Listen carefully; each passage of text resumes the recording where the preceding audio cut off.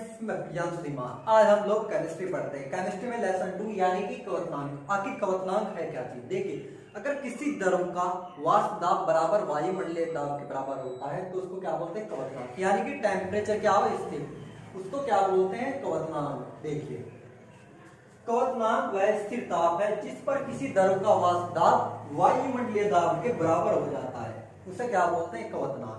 इसे बीपी से क्या करते हैं? प्रदर्शित, यानी कि बीपी बॉइलिंग पॉइंट। अब देखिए, यानी कि टेम्परेचर क्या है हमारा? कांस्टेंट, स्थिर। अगर द्रव का वाष्प दाब बराबर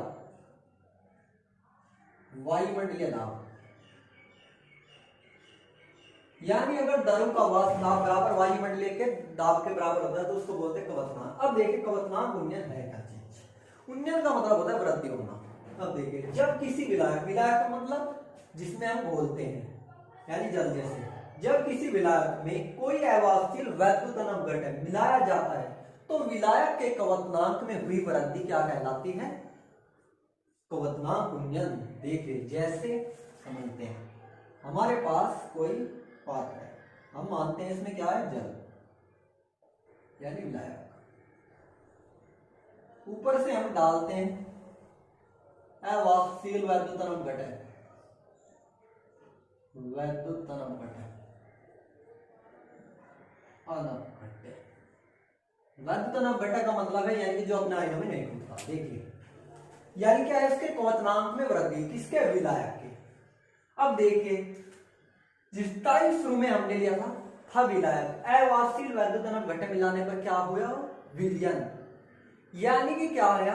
विलयन के क्वथनांक माइनस क्या होता है? विलायक का क्वथनांक। देखिए, यानी कि समझते हैं, हमको निकालना है क्वथनांक उन्नयन। उन्नयन का मतलब वृद्धि निकालनी है। अब देखिए, टोटल का निकालते हैं क्वथनांक। टोटल का क्या होगा? विलयन का क्वथनांक, विलयन का क्वथनांक माइनस क्या करेंगे? जो पहले था विलायक का, यानी कि हमारी क्या निकल के आ जाएगी? वृद्धि, यानी विलायक का क्वथनांक। अब देखिए, यानी कि क्या है? विलयन का क्वथनांक, विलयन का बाद में यानी कि T2, क्या मानते हैं? T2। विलायक यानी पहले क्या था? विलायक, विलायक का क्या मानते हैं? T1। इसको लिखते हैं डेल्टा टी। बी लेते हैं यानी कि बॉइलिंग पॉइंट। हमारा आता है सूत्र निकल के डेल्टा टी बी बराबर T2 माइनस T1। अब इसके बाद देखिए, चलते हैं क्वथनांक उन्नयन के विलय अनुभार की गणना कीजिए, यानी किसकी? विलय अनुभार की। अब देखिए क्या होता है उन्नयन के विलय अनुभार, यानी कि किसी विलयन का क्वथनांक उन्नयन समानुपाती होता है मोललता के, यानी कि किसके? डेल्टा टी बी समानुपाती एन, यानी मोललता। अब देखिए, समानुपाती का अगर हम चिन्ह हटाते हैं, कोई क्या लेते हैं? नियतांक, यानी हम यहां पे क्या लेते हैं? के बी। बी का मतलब बॉइलिंग पॉइंट। अब देखिए, मोललता क्या थी हमारे पास सूत्र, यानी कि m बराबर था हमारे पास W upon m capital W। Capital W क्या था? विलायक का भार, यानी कि केजी में। Delta T B equal K B W upon m capital W in K B. हमको निकालना है n। n का मतलब अनुभार, यानी कि m बराबर के बी यहीं पे W upon delta T B नीचे, यानी कि डेल्टा टी, इसके बाद W यानी इन के बी, जहां के बी क्या है? क्वथनांक स्थिरांक, यानी क्या? क्वथनांक स्थिरांक। W क्या है? विलय का भार, विलय का भार। कैपिटल W क्या है? विलायक का भार, किसमें? केजी में। विलायक का भार इन केजी।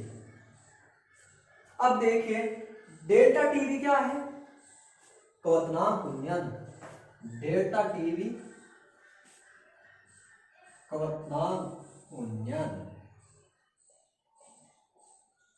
इसके बाद एम क्या है, विलय का अणुभार, यही हमको निकालना था, विलय का अणुभार। यानी कि देखिए क्वथनांक उन्नयन समानुपाती होता है किसके, मोललता के। मोललता का सूत्र हमारे पास क्या है, W upon M capital W। Capital W यानी कि इन केजी में। हम यहाँ से क्या करते हैं, M की वैल्यू निकालते हैं। यानी कि क्या होता है हमारा विलय का अणुभार बराबर किसके होता है, KBW upon delta TB W, W capital यानी किसमें, इन केजी। ऐसे हम इसको क्या करते हैं, क्वथनांक उन्नयन के विलय अणुभार की गणना करते हैं। देखिए हम समझते हैं मोलर उन्नयन स्थिरांक। यानी कि मोलर उन्नयन स्थिरांक होती क्या चीज है, देखिए यानी कि हमारे पास विलय की कितनी मात्रा है, 100 ग्राम। 100 ग्राम मात्रा में अगर हम 1 मोल अवाहशील वैद्युत घटक डालते हैं तो उसके क्वथनांक में जो भी वृद्धि होती है उसको क्या बोलते हैं, मोलर उन्नयन स्थिरांक। यानी कि हमारे पास विलय की कितनी मात्रा है, 100 ग्राम। देखिए 100 ग्राम विलायक की मात्रा,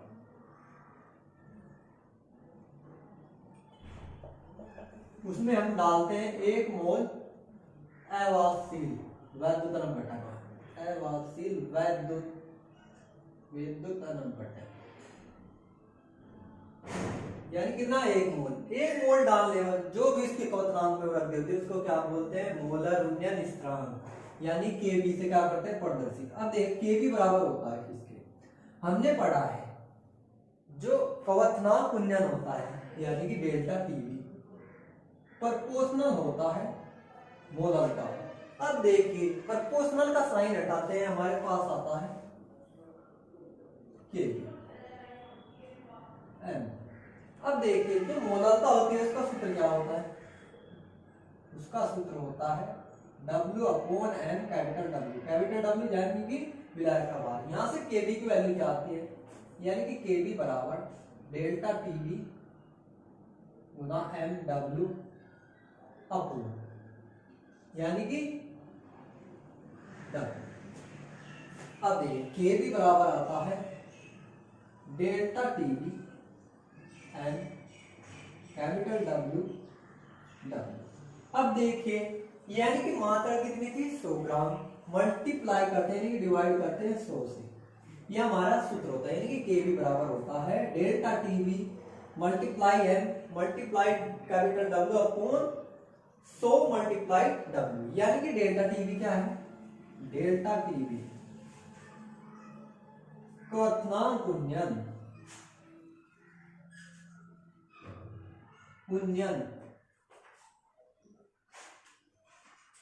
केबी क्या है, मोलर उन्नयन स्थिरांक, मोलर उन्नयन स्थिरांक।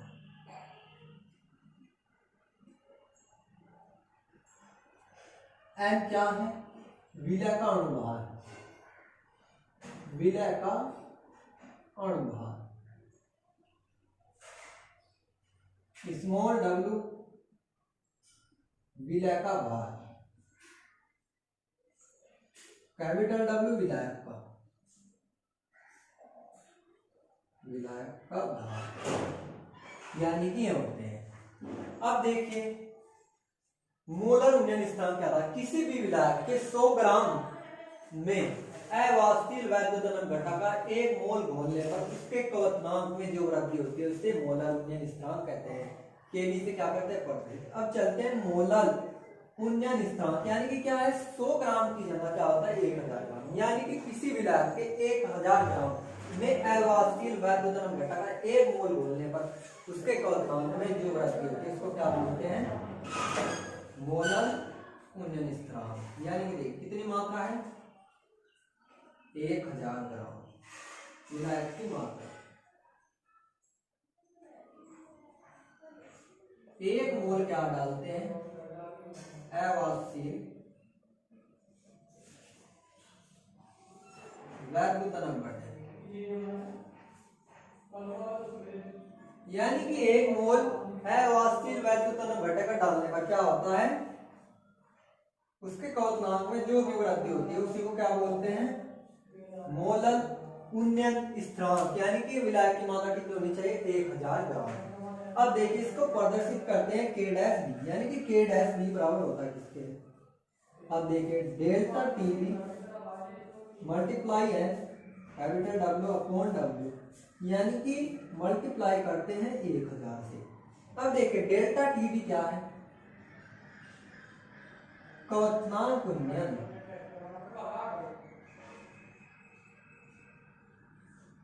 उसके बाद k डैश बी क्या है, मोलर उन्नयन स्थिरांक, मोलर उन्नयन स्थिरांक, n बराबर विलय का अणुभार, विलय का अणुभार, स्मॉल w विलय का भार, कैपिटल W विलायक का,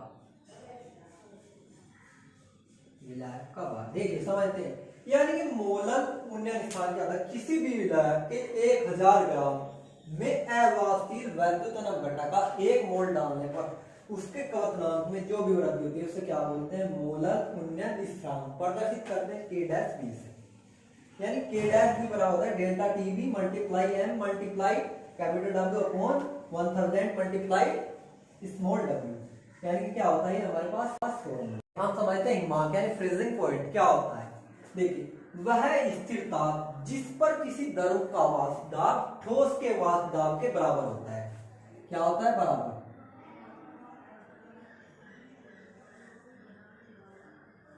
वह द्रव का हिमांक कहलाता है। अब देखिए यानी कि स्थिरता द्रव का वाष्प दाब बराबर ठोस के वाष्प दाब अगर होता है उसको क्या बोलते हैं, द्रव का हिमांक। देखिए यानी कि क्या, टेम्परेचर कांस्टेंट द्रव का वाष्प दाब बराबर ठोस के वाष्प दाब,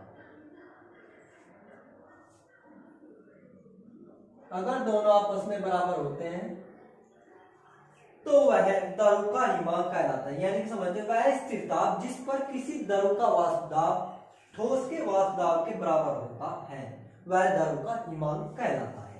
अब चलते हैं पॉइंट नंबर 2 पे, यानी कि हिमांक अवनमन। अवनमन का मतलब होता है कमी होना। अब देखिए जब किसी विलायक में अवाष्पशील वैद्युतनक घटक मिलाया जाता है तो विलायक के हिमांक में कमी हो जाती है। हुई कमी क्या कहलाती है, हिमांक अवनमन। यानी कि कोई हमारे पास क्या है, विलायक, क्या है, विलायक, ऊपर से डालते हैं अवाष्पशील वैद्युतनक घटक, वैद्युतनक घटक क्या होता है डालने में, उसके हिमांक में क्या आती है, कमी। जो कमी आती है उसी को क्या बोलते हैं, हिमांक अवनमन। अब देखिए हम सूत्र लिखते हैं, यानी कि हिमांक अवनमन, यानी पहले क्या था, ये विलायक, अवाष्पशील वैद्युतनक घटक डालने में क्या होगा, विलयन, यानी कि विलायक का हिमांक माइनस विलयन का हिमांक बराबर होता है हिमांक अवनमन। अवनमन देखिए यानी कि विलायक का हिमांक माइनस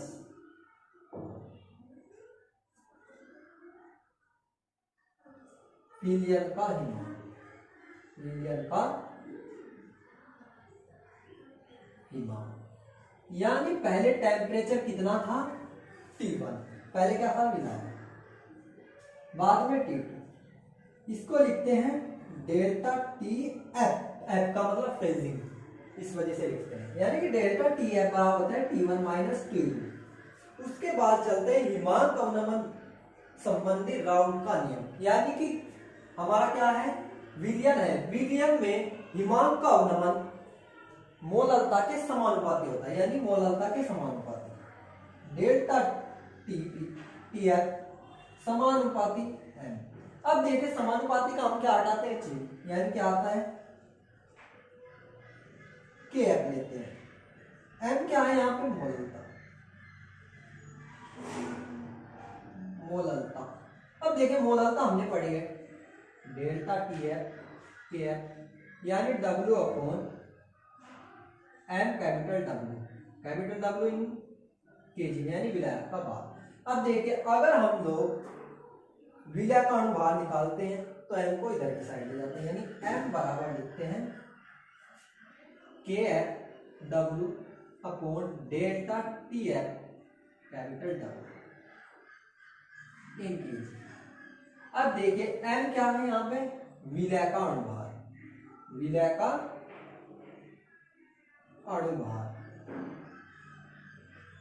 के क्या है हिमांक अवनमन स्थिरांक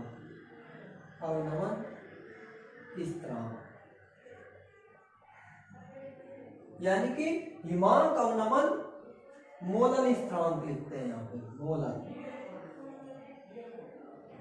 अब देखिए डेल्टा टी एफ क्या है हिमांक अवनमन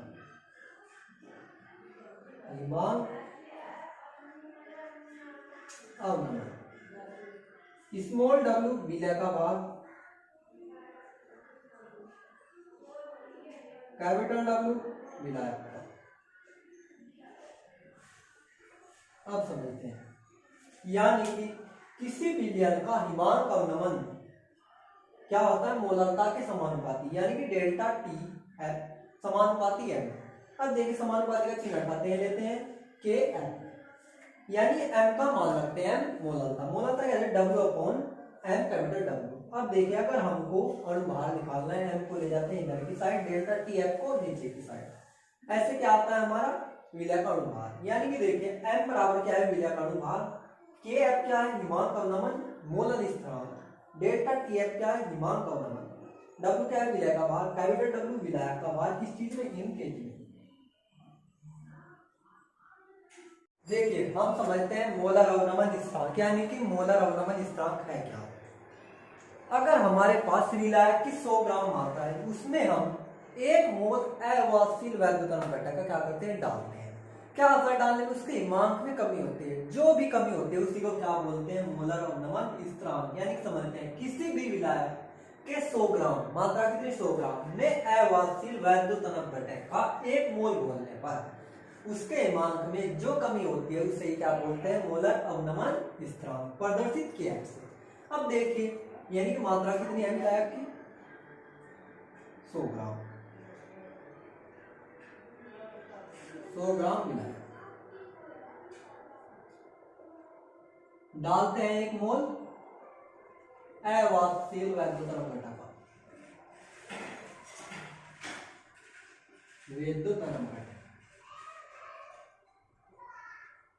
क्या होता है डालने पर यानी उसके हिमांक में कमी होती है उस कमी को ही क्या बोलते हैं मोलर अवनमन स्थिरांक। अब देखिए हमको फॉर्मूला निकालना है के एफ बराबर किसके होता है हमने पढ़ा है डेल्टा टी एफ बराबर K F W upon M capital W. यहां से के एफ का मान निकालते हैं K F delta T F M capital W upon small W यानी कि के एफ बराबर delta T F M capital W upon W divide करते हैं 100 से यानी कि विलायक की मात्रा कितनी थी 100 ग्राम। ये हमारे पास फॉर्मूला आता है यानी कि के एफ क्या है यहाँ पे के एफ है यहाँ पे मोलर अवनमन स्थिरांक क्या है मोलर अवनमन स्थिरांक। डेल्टा टी एफ हिमांक अवनमन क्या है हिमांक अवनमन। एम क्या है विलय का भार विलय का अनुभार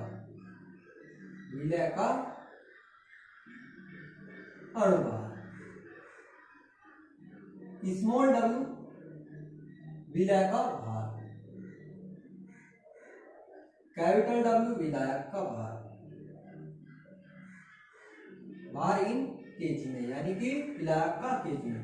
अब देखिए एफ बराबर क्या हो रहा है delta T F multiply M multiply capital W upon 100 multiply small w, यानी कि मोलर अवनमन स्थिरांक क्या था, किसी विलायक की कितनी मात्रा 100 ग्राम, 100 ग्राम मात्रा में एक मोल क्या डालते हैं, अवाहशील वैद्युत नपटता, यानी कि डालने पर क्या होता है, उसके एमाउंट में कमी होती है, उस कमी को ही क्या बोलते हैं, मोलर अवनमन स्थिरांक। इसके बाद चलते हैं मोलर अवनमन स्थिरांक, यानी मोलर, यानी अब विलायक की मात्रा कितनी है, 100 ग्राम, सॉरी 1000 यानी 1000 ग्राम मात्रा में अगर हम अवाहशील वैद्युत नपटक का एक मोल डालते हैं, डालने पर क्या होता है, इसमें जो भी कमी होगी उसी को क्या बोलते हैं, मोलर अवनमन स्थिरांक। यानी कि देखिए विलायक की मात्रा है 1000 ग्राम, क्या डालते हैं, एक मोल अवाहशील वैद्युत नपटक,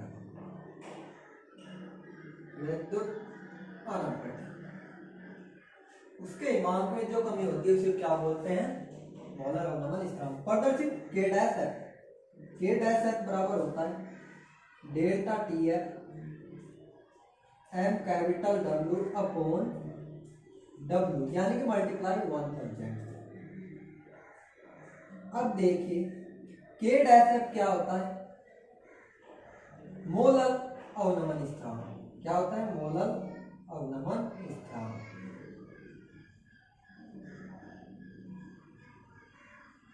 डेल्टा TF होता है हिमांक अवनमन, क्या होता है, हिमांक अवनमन। M विलय का भार, विलय का अणुभार, विलय का अणुभार, स्मॉल w विलय का भार, कैपिटल W विलायक का, यानी कि मोलर अवनमन स्थिरांक क्या, किसी भी विलायक के 1000 ग्राम मात्रा में अवाहशील वैद्युत नपटक का एक मोल घोलने पर उसके हिमांक में जो कमी होती है उसको क्या बोलते हैं, मोलर अवनमन स्थिरांक। अर्धपारगम्य झिल्ली क्या होती है, यानी कि इसको बोलते हैं चरमपात्र।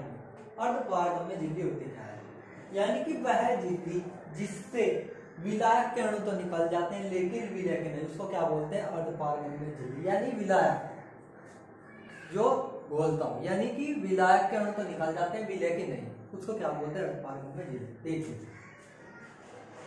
यानी कि हमारे पास कोई क्या है, पात्र, इसमें है एक झिल्ली अर्धपारगम्य, कौन सी है, अर्धपारगम्य झिल्ली। इधर की साइड विलयन है, यानी कि दोनों विलयन में दो चीजें थी, विलय प्लस विलय। क्या होता है, अर्धपारगम्य झिल्ली से विलायक के अणु निकल जाते हैं, यानी कि क्या, इधर रह जाते हैं किसके, विलय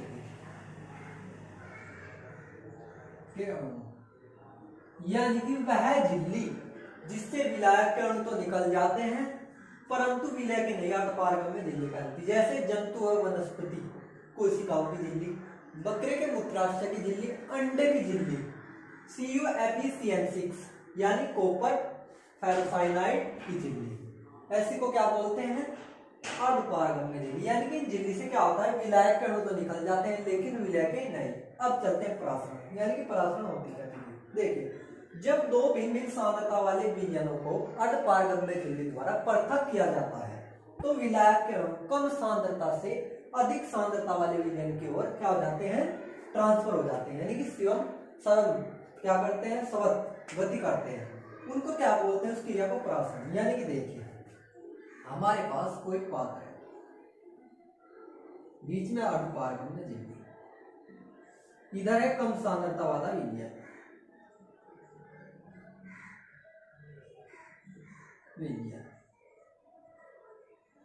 इधर है अधिक सांद्रता वाला विलयन। अब देखिए अर्धपारगम्य झिल्ली से विलायक के निकलते हैं अणु मोल, यानी कि क्या होता है, कम सांद्रता वाले विलयन से विलायक के अणु अधिक सांद्रता वाले विलयन की ओर स्वतः क्या करने लगते हैं, गति, इसको क्या बोलते हैं, परासरण। जैसे क्या होता है, किशमिश को हम पानी में डालते हैं, डालने पर क्या होता है, किशमिश फूल जाती है, यानी कि किशमिश की सांद्रता अधिक है, पानी की सांद्रता कम है। यानी कि क्या होता है, पानी की सांद्रता से किशमिश में क्या आ जाते हैं, विलायक के अणु, इसलिए किशमिश क्या होती है, फूल जाती है। यानी किशमिश होती है उसकी सांद्रता क्या होती है, अधिक, पानी की क्या होती है, कम। इसी वजह से पानी के अणु कहाँ चले जाते हैं, किशमिश के अंदर, इसी वजह से किशमिश क्या होती है, फूल जाती है। देखिए हम समझते हैं प्रासरण दाब, यानी कि प्रासरण दाब है क्या चीज। देखिए विलयन पर लगाया गया वह बाह्य दाब जो अर्धपारगम्य झिल्ली द्वारा प्रासरण की क्रिया को क्या कर सके, रोक सके, उसे क्या बोलते हैं, विलयन का प्रासरण दाब। देखिए समझते हैं, यानी कि हम कोई क्या लेते हैं, पात्र, ये है अर्धपारगम्य झिल्ली।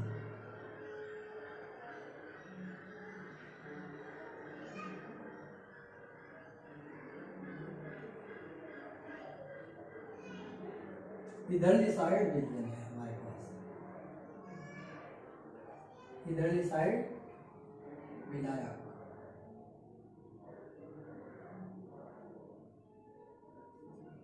अब देखिए इसमें लगा होता है पिस्टन, इससे हम क्या करते हैं, प्रेशर डालते हैं, पिस्टन।